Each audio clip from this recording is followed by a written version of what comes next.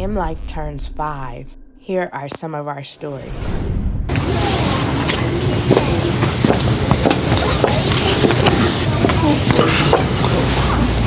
Thank you, Rebecca. I don't know how to follow that, so bear with me. My speech will not be as nice as that one. My name is Mwangi Mukami. I'm the founder of M-Life Foundation. I started this organization 4 years ago because my story was similar to those kids that I help at Kawangware, in Kilifi, in Mathare. I served as the president of the Youth Parliament in Kenya. I was an advisor to the vice president of Kenya. But one of the things that I never discussed in Kenya and around the world was that the education system in Kenya had written me off because of bad academic performance. We didn't know then that the reason my grades were not at par was because I had dyslexia. We didn't know then that I had keratoconus. We didn't know that. We didn't have a system or a structure to find that out. And so for many years, my mom, who's here with us, Veronica, right out at the corner, for many years she encouraged me and said, you should go back to college. You should get a degree. All these things you do, they're good, but you need to go to college. And I hated school because I couldn't read. I couldn't understand stuff. And I just hated that every academic performance, I had an E on it. I was the best of the worst. When I came to the United States, I had an opportunity. The first peer counselor I met, the first conversation we had was about my eyes. They're like, can you see? We noticed you keep squinting near the board. I said, I can see all right. They said, you need to get that checked. So I got that checked, and it turned out that it is a treatable condition, so I got that treated. Then a little bit, they said, you're having difficulty reading. Why is that? It seems you can't read. What's going on? And so I had a great chance, and they enrolled me in this program where children with dyslexia are able to get back to reading. And before long, I graduated from San Francisco State University with a bachelor's degree, magna cum laude. A D-plus student had become a good student, and I was very proud of those achievements. What I knew then, as I know now, is that I had to do something for the many other kids I left behind. It wasn't the rule that we all graduate. Most of the people who are my age mates lost their lives, and I wanted to make a difference. And so in 2009, when I'm in the US, after immigrating here, one of the things that I said and I prayed was, God, I want to do the best that I can if you give me an opportunity again. And some of these prayers, when you're not committing to them, are fine, but when you commit to something, it becomes really difficult. When I was praying that, I was broke, struggling. Then I found a job and I was making $125,000. I had said to God that I'll give him 10% of my income. That was $12,000. That was a lot of money.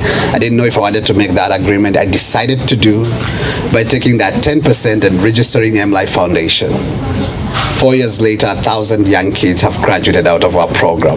In a country where World Bank says that 53% of the children experience learning poverty that makes it impossible for them to go to college, 90% of our students are transitioning to high school. It's a good investment.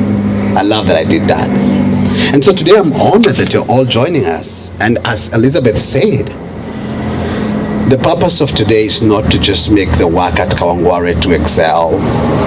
The purpose of today is to amplify that work in many other places we work, in Mathare, in Kibera, in places where Elizabeth and a lot of the other team people who will speak today have visited, and they know firsthand what I'm talking about. So M-Life currently supports 4 programmatic areas in Kenya. The first is the children's program that we do with public schools in Kenya. The second one is the youth program, where we help young people prepare for college, or start a business, or find a career. And the third and the final one is this one we call Spaces of Grace, that has been really robust, especially because of COVID. And when 2020 happened, obviously a lot of children in Kenya were not learning. And so one of the things we did was to transition to the Leap Tech Center. And I'm so grateful to Elizabeth, to Ali Bonde, and to many others who contributed for us to put the first Leap Tech Center in Kawangware Primary School. I'm grateful to them because as a result of that, the kids are now learning in those institutions.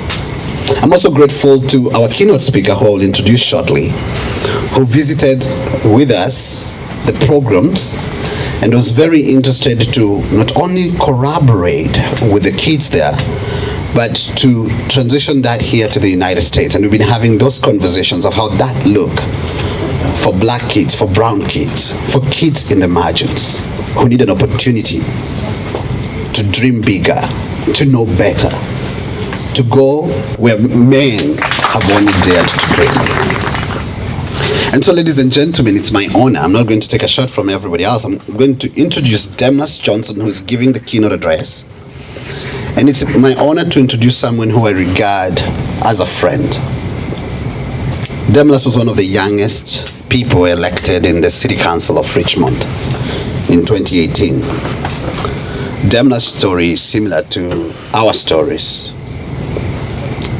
And when we went to class with Demlas, one of the things that we talked together without really saying a word to each other was what it meant for our communities to be two black men at the University of California, Berkeley, to be in a cohort of 56 students and to represent many other voices we knew will not sit in those places.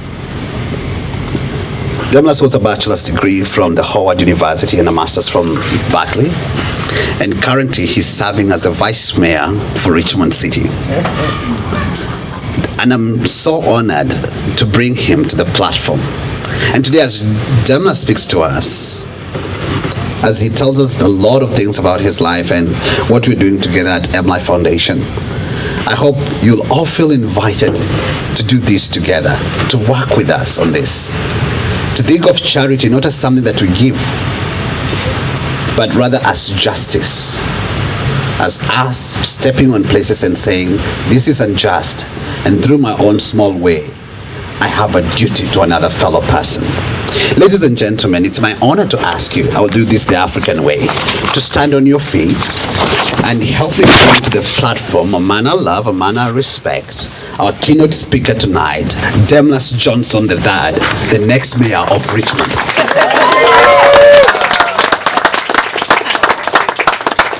Go to the MLife website and check it out. Get more information and you'll be just intrigued as I am.